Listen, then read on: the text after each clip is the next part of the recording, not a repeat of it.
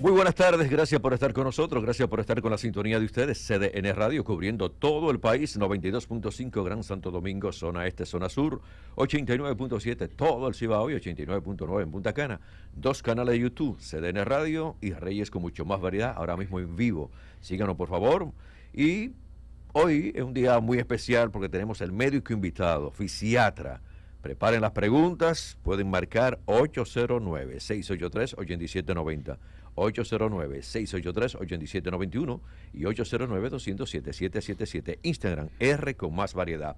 El doctor José Paul Rodríguez, fisiatra. Doctor, gracias por venir. Gracias, Reyes, por invitarme, como siempre, y saludo a la audiencia. Muchas gracias, doctor. Doctor, cuando puse la promoción, me escribieron varias personas. Tengo a Gladys García, pregunta que si por medio a lo que es la fisiatría se puede recobrar las funciones corporales que se pierden debido a enfermedades o lesiones. Por supuesto, Gladys. por supuesto es una parte en la que intervenimos, pero las personas tienen que entender que la recuperación de cualquier condición que se lesiona en el organismo, en el cuerpo, depende no solamente de un apropiado programa de rehabilitación, en el caso que nos ocupa, pero también depende del grado de lesión que ocurre, porque hay lesiones que son muy severas y que ocurren de forma definitiva, que limitan el grado de recuperación que se pueda tener. Pero en gran parte de los casos, cuando se hace una intervención a tiempo, se identifica el tipo de lesión que ocurre, las consecuencias que le pasa a la persona y se hace un programa adecuado de recuperación, se puede lograr revertir muchas de esas deficiencias. Tengo a Juan Fernández, dice que su padre sufrió un derrame hace 3 años y perdió movimiento. Su inquietud es, si usted puede, lograr que vuelva a mejorar sus movimientos. Volvemos a la misma situación. En el caso de 3 años de evolución de un ACV, es difícil. No imposible, pero es difícil. Normalmente nosotros pretendemos intervenir a un paciente que ha sufrido un accidente cerebrovascular desde el inicio. Mientras más temprano, mejor. Entonces, tratamos de recuperar lo más que se pueda en los primeros 6 meses, incluyendo hasta 1 año. En mi caso, yo he tenido pacientes que después de 2 años y hasta de 3 años se ha logrado algún grado de recuperación. Pero lo ideal es que todo lo que se pueda hacer antes del primer año de evolución de ese caso se pueda conseguir para la mayor recuperación que pueda tener el paciente. Yo estoy seguro, doctor, que si hacemos una encuesta ahora mismo sobre los dolores de espalda, yo creo que el 80 o el 70% está sufriendo de dolores de espalda. ¿Qué está pasando? Nos sentamos mal, nos agachamos mal. ¿Qué está pasando, doctor, con esto? El dolor de espalda es el dolor de cabeza de los pacientes y de los médicos que trabajamos con eso, porque en muchos países el dolor de espalda es la causa principal de ausentismo laboral. Es lo que ocasiona en la mayoría de los casos que la gente no pueda ir al trabajo, de tan frecuente que es.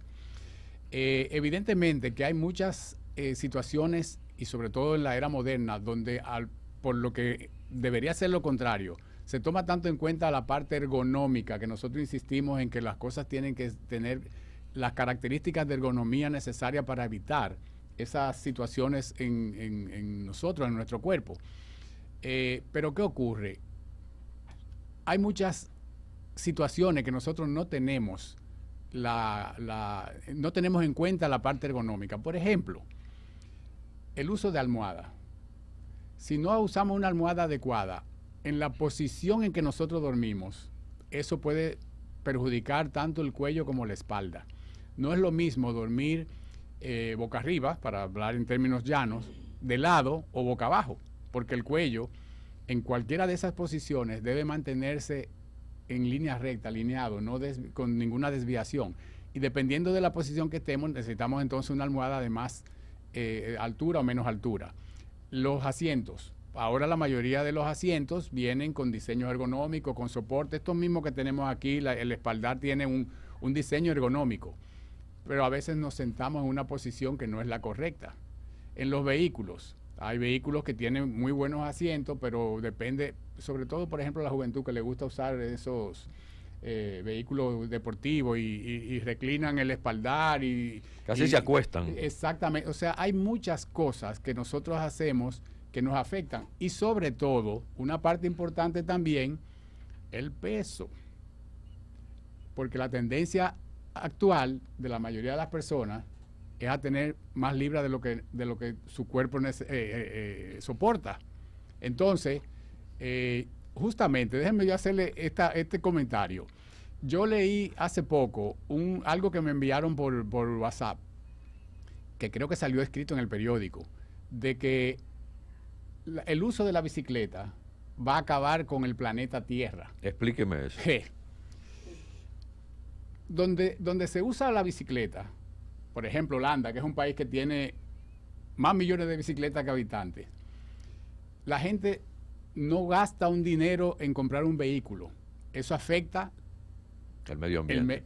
Pero afecta a la productividad, a la industria. Y al afectarse a la industria, se afecta también los empleados que tienen que trabajar en esa industria. O sea, por la parte económica es un desastre. Pero no compran combustible, que es económicamente otro desastre.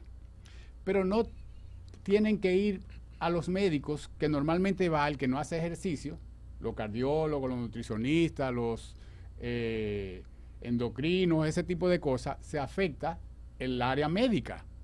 Y si seguimos por ahí, todo se afecta en base a que una persona que se supone que monta bicicleta, que está más saludable y contribuye al medio ambiente con no usar combustible fósil, ese tipo de cosas. Sin embargo, en la otra mano, McDonald's, por decir un nombre, sí. Valga la... No, sí.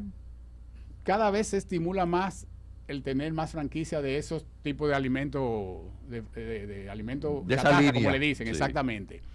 Pero el que come de ese tipo de alimentos generalmente es obeso o tiende a la obesidad, tiene problemas cardiovasculares, tiene problemas endocrinológicos. La industria aumenta porque tiene que tener más empleados trabajando en las franquicias. Entonces, en una balanza, ¿qué nos conviene? ¿La bicicleta o la comida chatarra? Me voy por la bicicleta. Se va usted por la bicicleta, pero con todo lo que describe que afecta la parte del desempeño en el mundo en sentido general. Sí. Entonces, eso es lo mismo que ocurre en nuestra vida normal y cotidiana. Hay muchas cosas que nosotros hacemos de postura, de actividades, de cualquier situación en la que nos vemos involucrados, que nos afectan en nuestro cuerpo, porque los ejercicios son buenos, pero hay ejercicios que son dañinos a partes del cuerpo. Por ejemplo, correr y trotar, que a la gente le fascina. Y yo tengo pacientes que me dicen, a mí no me prohíba, no, yo no le prohíbo que corra, yo solamente le advierto, el que corre o trota puede hacerlo por 20 años y no tener ningún problema, y es muy divertido. Yo no le estoy diciendo a nadie que no lo haga, pero cuando empieza a haber problemas por el impacto repetitivo que hay en articulaciones como las rodillas, como los tobillos y la misma parte baja de la espalda, es un desastre. Entonces, todo hay que ponerlo en una balanza. La vida de hoy día afecta con mucho la parte de los dolores en el cuerpo en sentido general.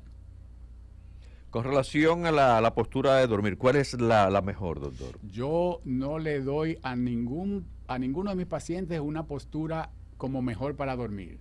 La mejor postura es la que usted se siente más cómodo, siempre y cuando se observen algunas reglas, porque usted no va a dormir. Hay gente que duerme en posición fetal, en buen dominicano, como diría cualquiera, engurruñado. Sí, como si tuviera frío siempre. Como una posición de un feto en el útero. Entonces, eso no es bueno, porque usted tiene o sea, las articulaciones están en unas posiciones que si usted duerme 6, 7, 8 horas en esa posición, es un desastre. Entonces, hay gente que pueden dormir boca arriba, que es lo que más recomiendan las personas. Pero hay gente que no puede hacerlo por diferentes razones. A veces por problemas respiratorios, que si se acuestan muy horizontal se le dificulta la respiración. Hay gente que duerme de lado y la recomendación más aceptada es que el que duerme de lado duerma sobre el lado izquierdo. No por asuntos cardíacos, básicamente. Esa es mi posición. Por asuntos digestivos. el estómago, cuando usted se acuesta del lado derecho, la parte por donde entra el esófago al estómago queda en la parte de abajo y el contenido gástrico que usted pueda tener se tiende a devolverse y tener un reflujo. Si usted se acuesta del lado izquierdo, la curva del estómago queda del lado de arriba con la parte que sube, o sea, de donde baja el esófago, y el líquido o el contenido del estómago queda abajo, no se sale. Entonces, eso es la conveniencia, aparte de que algunos cardiólogos también recomiendan por vascular. La recomendación es que usted duerma en la posición que le sea más cómodo dormir, pero tiene que respetar posición del cuello, que siempre debe ser recto, nunca debe quedar ni flexionado, ni hiperextendido, ni hacia un lado, ni hacia otro lado, en posición recta. Y eso es la recomendación. Por eso yo no recomiendo almohadas ortopédicas ni colchones ortopédicos, sino que sean firmes y la altura adecuada para la posición en la que usted decida dormir. Fíjese, es bueno tratar este tema porque hay muchas personas que dicen, bueno, yo duermo con una almohada bajita, no, yo duermo con este tipo de almohada, no, a mí me gusta una almohada grandota. Y a veces personas amigas, familiares, yo les digo, pero una almohada tan alta, tan grande, te está haciendo daño. Porque si tú te duermes de lado, la cabeza va a estar inclinada. Entonces, la postura en la que usted duerme, la posición en la que usted duerme, es la que define el tipo de almohada que usted necesita. El que duerme boca arriba no necesita una almohada alta, una almohada bastante baja que le dé un cierto soporte en el cuello, pero que le mantenga el cuello recto.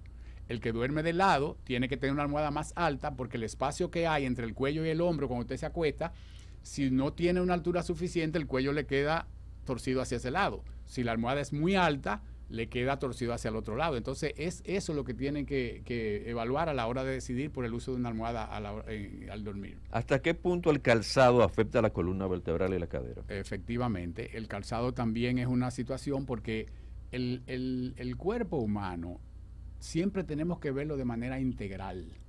Y lo que usted tiene en la parte más inferior, los pies, puede estar repercutiendo en partes más superiores como la columna.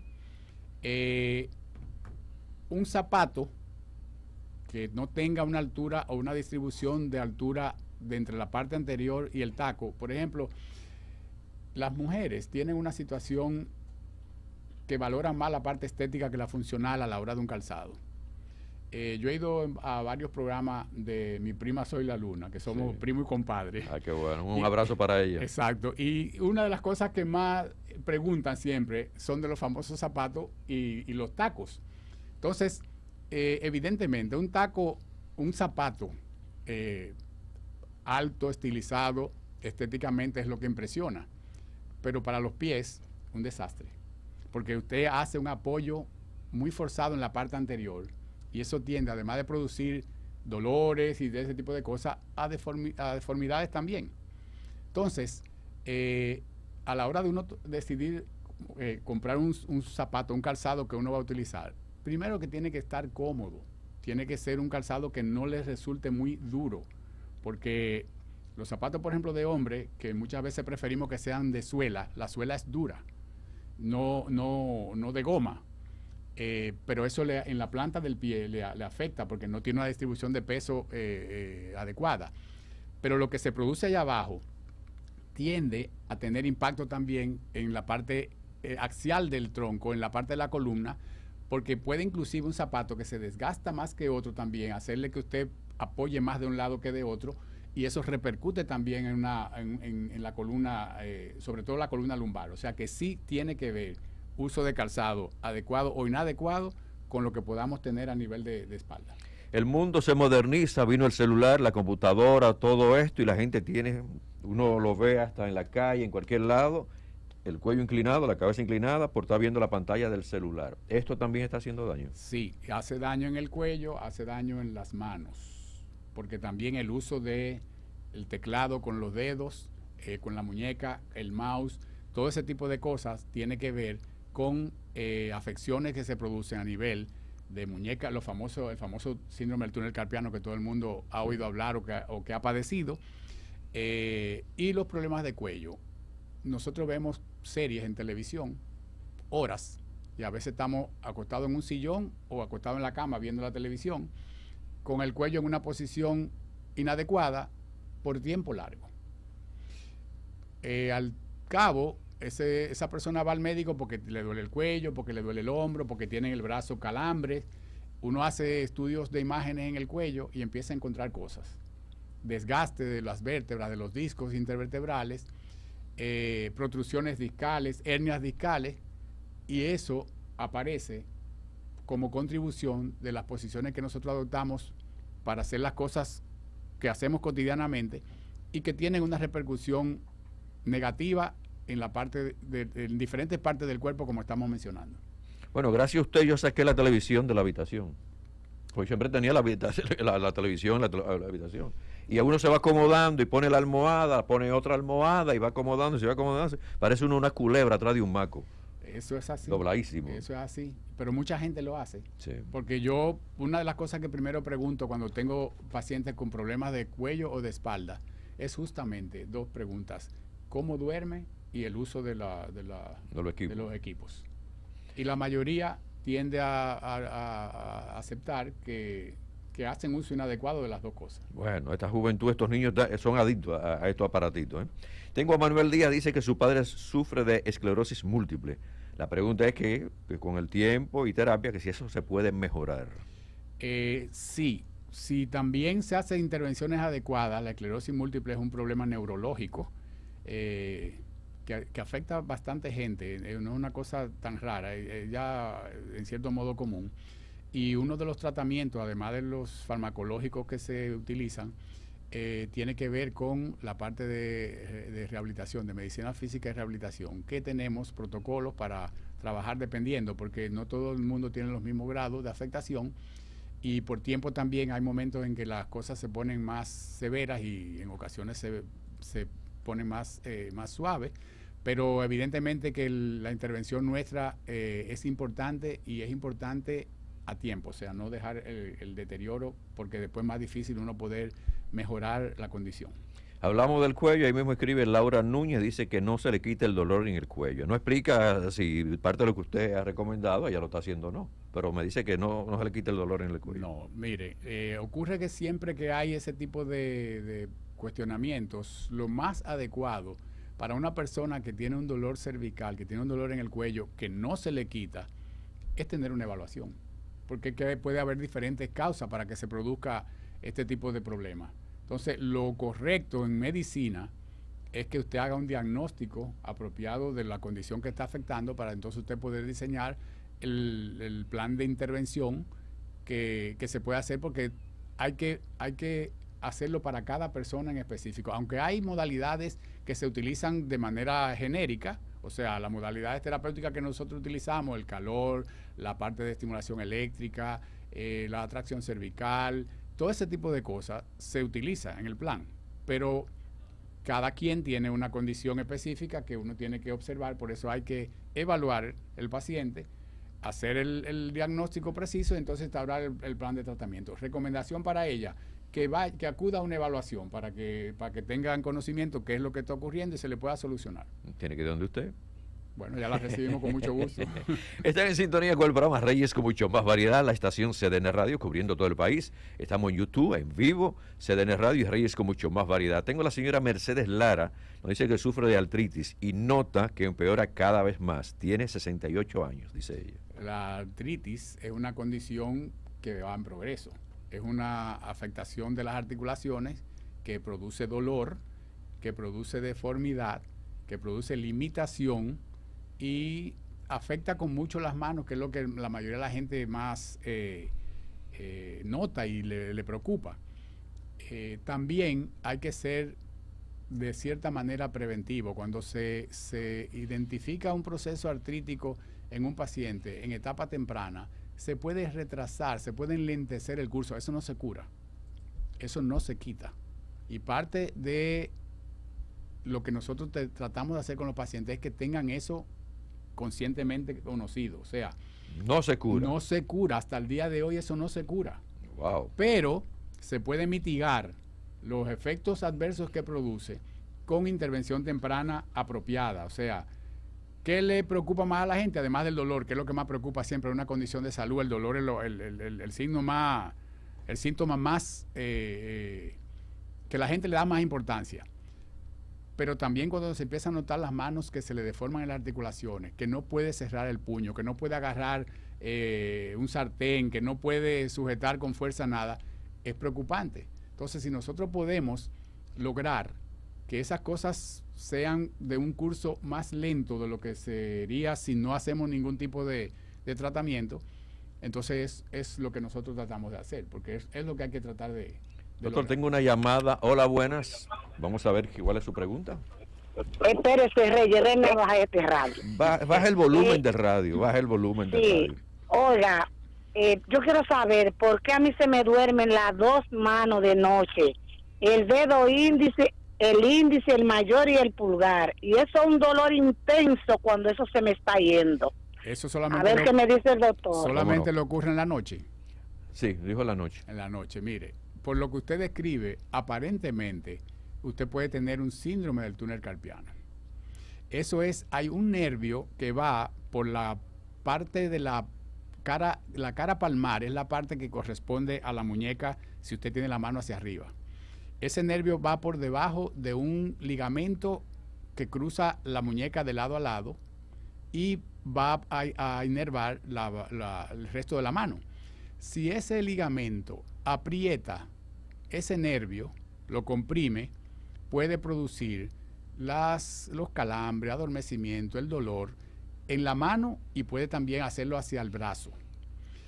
En la noche eso puede ocurrir por diferentes razones, por la posición en que usted pone el brazo, pero sobre todo si usted mete el brazo debajo de la cabeza, de la almohada, porque eso a veces mucha gente lo hace, que al dormir coloca el brazo en una posición que no es la más conveniente y entonces también se compromete la parte circulatoria y hace más presión sobre la parte de nervio. Entonces hay que chequear, pero no descartamos que también pueda ser un problema del cuello.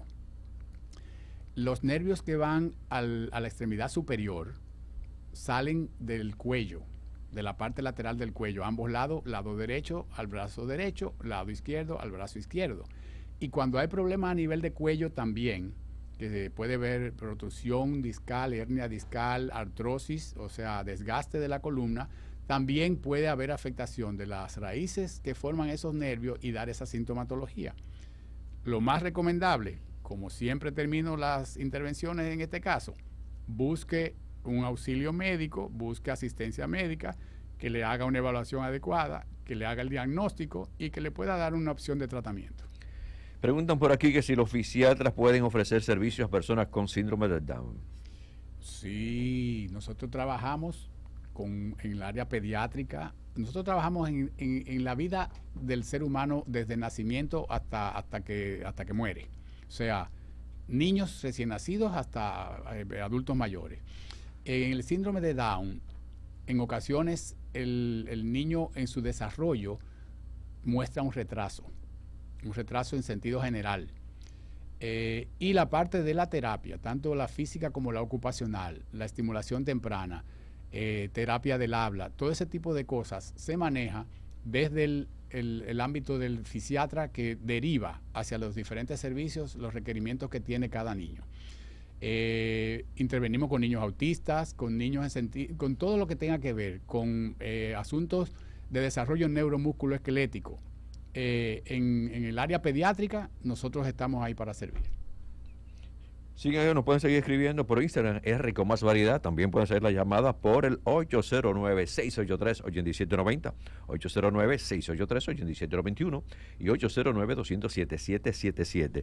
No se desesperen, han entrado varias llamadas, pero el doctor tiene que terminar de explicar. Quédense en línea, deje que suene su teléfono, no importa, pero no cierren.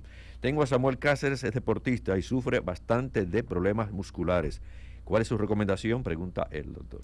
Pero es muy genérico en lo que dice, o sea, no sé qué tipo de deportes hace. No dice. También que tiene, no escriba de nuevo. Exactamente, tendría que saber en qué ámbito él se desempeña para tener idea y qué tipo de problemas musculares él siente, porque si es que corre y tiene problemas con las piernas o los pies, es diferente al que juega tenis y desarrolla un problema en el codo o en el hombro, o al que juega béisbol. Entonces, hay en el área de fisiatría incluso, hay especialistas que se dedican más al área del deporte. Entonces sería bueno que él tuviera también una evaluación apropiada para saber cuál es la situación y qué puede hacer con eso. Bueno, como hablamos de deportistas, hablamos de personas que hacen ejercicios, el tipo de tenis, doctor, que se recomienda. Hay gente que dice, me gusta ese tipo de tenis. No, ese es llamativo, me gusta. ¿Es el adecuado para caminar, para correr, para hacer ejercicio? Los zapatos tenis tienen definido las características para cada cosa. El zapato tenis que se utiliza para jugar tenis, el deporte, no es el mismo que se utiliza para jugar baloncesto, ni es el mismo que se utiliza para correr en campo y pista. O sea, incluso los fabricantes tienen o sea, identifican el tipo de calzado tenis para el tipo de actividad deportiva que se realiza. Entonces, la persona que se dedica a específicamente un deporte X o una actividad deportiva X debe asegurarse que el zapato tenis que utiliza es el apropiado para eso, porque si usted coge un zapato de correr y lo utiliza para jugar baloncesto, no le resulta. Pero si usted usa el de baloncesto y lo utiliza para correr, tampoco. Incluso hay para correr, pero hay para trotar también. Porque es que el acolchado debe ser diferente en el talón, en la parte anterior, o sea, hay una serie de características que deben ser tomadas en cuenta a la hora de uno decidir comprar un zapato para la actividad deportiva que uno realiza. Hay una pregunta, doctor, por favor dígame, ¿qué es la distrofia muscular? Es una afectación, como lo dice el nombre, del sistema muscular, donde se pierde la capacidad normal del músculo y produce, para hacerlo de manera sencilla, limitaciones a la persona que la sufre, porque el músculo está débil, el músculo no tiene un desempeño adecuado como un músculo normal. Es una afectación de tipo neurológica, vamos a llamarla así para que la gente lo entienda, afectando principalmente la parte muscular, y eso ocasiona gente que pudieran ir desarrollando progresivamente el proceso.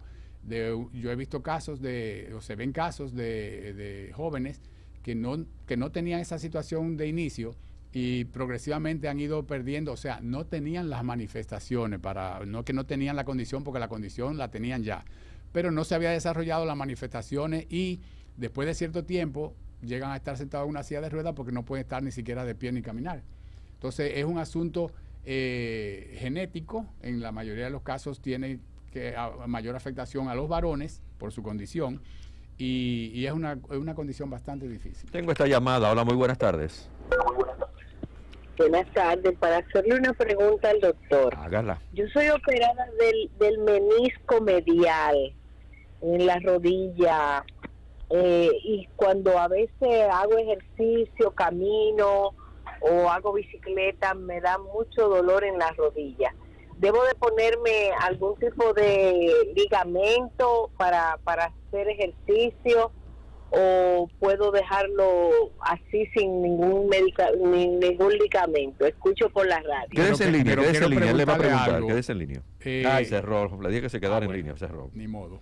Quería preguntarle si ella había hecho un proceso de rehabilitación después de la cirugía, porque tal vez solamente la operaron del menisco y hay diferentes cirugías de menisco, porque a veces extirpan el menisco completo, a veces una parte o a veces hacen algún tipo de intervención sin sacar el menisco. Entonces depende de lo que hayan hecho con ella y del proceso de rehabilitación. Si ella tiene después de una cirugía dolor frecuente en esa rodilla, hay que investigar, hay que chequear qué está ocurriendo ahí, porque no se supone que después de la cirugía deba tener una molestia importante. Por ejemplo, ella está en sobrepeso.